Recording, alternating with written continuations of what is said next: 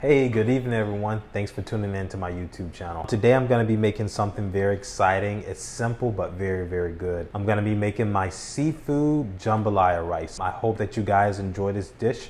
Thousands of people have asked me, well, maybe not thousands, but a few people have asked me to make this recipe, so I'm going to make it happen. Let's go. Today I'll be making jambalaya rice, and the jambalaya rice, some of the ingredients that I'll be using, I use red sausages.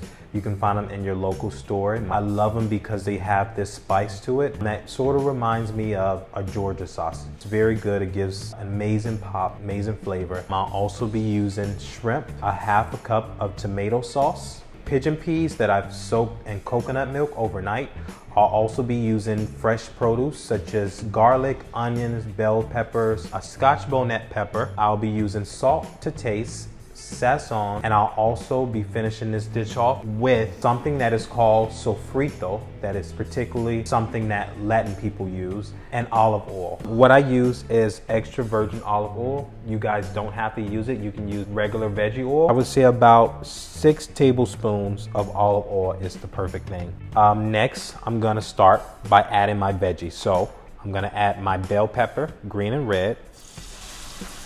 I'm gonna go ahead and I'm gonna add my onion. I'm gonna add my garlic, and I'm gonna let this cook down. The key is to have your veggies to cook down pretty soft. So what you can do to speed up the process, you can put your eye a little under high. It doesn't have to be on complete high. If you do have it on high, make sure you watch it because it will burn. What inspired me to do this dish is one day I was doing traditional peas and rice. That's one of my family favorite, pigeon peas and rice. But I'm more so of a coconut guy.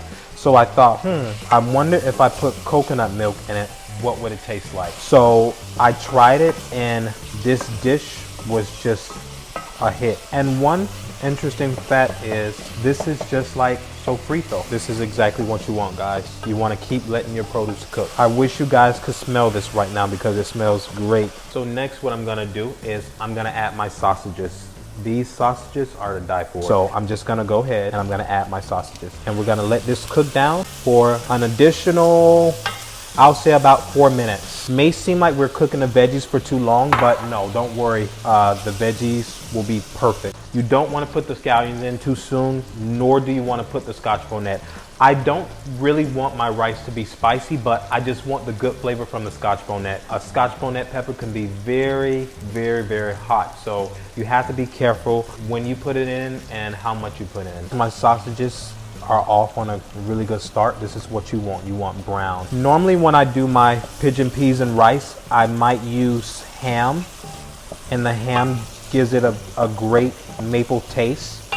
But I found that the sausages are really good with the shrimp. Like, the taste is off the charts. So the next ingredient that I'm gonna be using is the sofrito. So like I mentioned earlier, sofrito is just basically a blend of what I just threw in. Also has tomato paste, it has cilantro, it has a lot of good produce inside of it. So what I'm gonna do with the sofrito is I'm going to put 1, 2, 3, 4, 5, 6 tablespoons of sofrito, and I'm gonna blend it in with my sausage and my produce. So this is the way it's supposed to look. I'm gonna probably let this cook for another 1.5 minutes. For my next ingredient, I have tomato sauce. My favorite tomato sauce is tomato, garlic, and onion. I'm probably gonna use maybe half of this. Let's just see how it works. So we're gonna add that in there. Yeah, about half is great. And we're gonna mix that around. This is actually what's gonna turn the rice yellow. The next thing that I'm gonna do is I'm gonna use sazon, and I'm gonna use 2 of these. So this is basically gonna help flavor the rice, not too much, but just a little, and give the rice a very nice color. All right, guys, so turn your eye down to medium, and you wanna stir before your next step, okay? Look at this bright red, guys. Look at that, that looks great. If only you can imagine the taste of the rice. This is exactly what you want. The veggies are soft, the sausages are flavored in the sazon and the tomato sauce. So my next step is the rice. This might be a little bizarre, being that most people boil their water and then they put the rice, but I find this to be a very good method, especially when you're making flavored rices, pigeon peas and rices, whatever sort of rices that you're making, I find this to be a great idea. So I probably have about 2 cups of balsamic rice that I got from Whole Foods. I love their rice.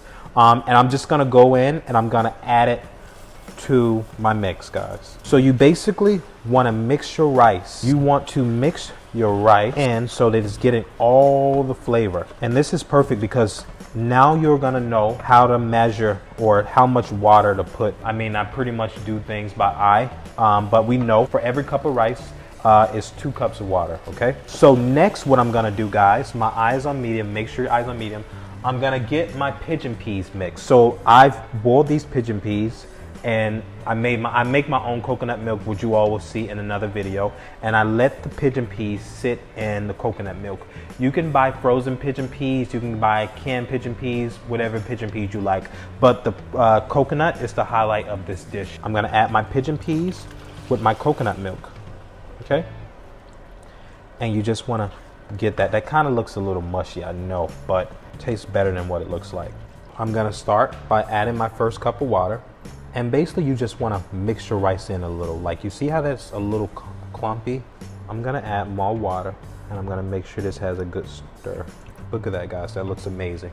And guys, sometimes if you put too much water, what I would recommend is just adding more rice, and it will offset that mushy taste. All right, so next what I'm gonna do is I'm gonna season my rice. I told you all that I pretty much do everything by eye, but I believe that maybe a tablespoon and a half of salt would be great in this dish. And I'm just gonna add a half a tablespoon of pepper because let's remember, we're gonna be using our scotch bonnet pepper. So the scotch bonnet pepper is gonna not make it super spicy, but it's gonna give it a bit of a spice. You don't want your eye on high, but you want it a little above medium, okay? You have your sausages, you have your pigeon peas, and then I will let you guys know when to add the shrimp. Typically, I add the shrimp maybe about 5 minutes into cooking the recipe.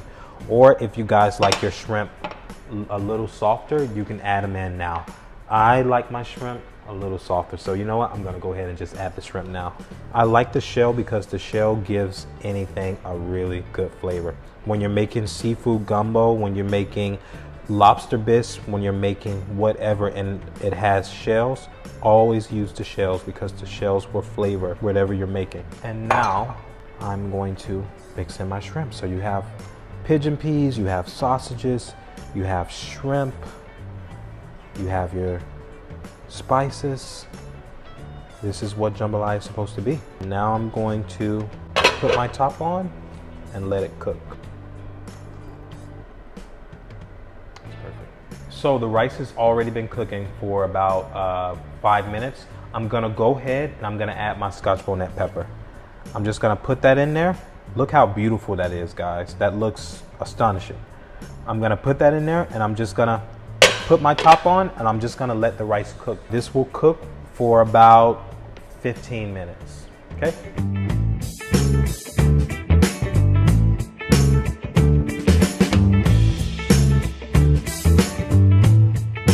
So it's a wrap, guys. This is my jambalaya rice.